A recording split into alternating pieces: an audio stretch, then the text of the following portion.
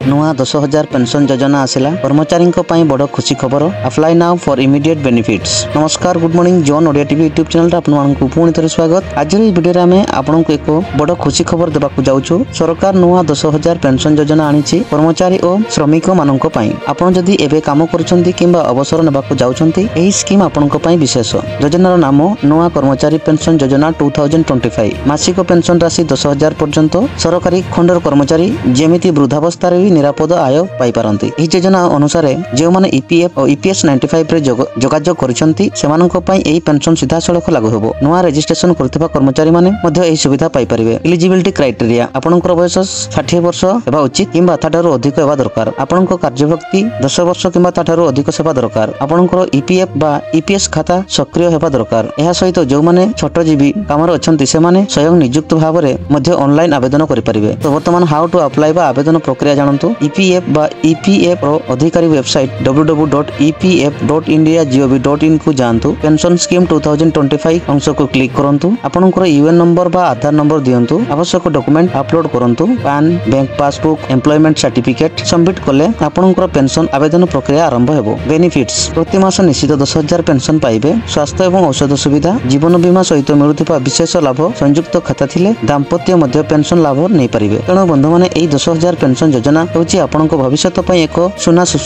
सुजोग। एबे आवेदन करंतु एवं निज जीवन को निरापद रखंतु। जदि एई वीडियो आपनको भल लागिला तेबे लाइक करंतु, शेयर करंतु और चैनल को सब्सक्राइब करंतु पेंशन और ईपीएफओ संबंधी नुआ अपडेट पई।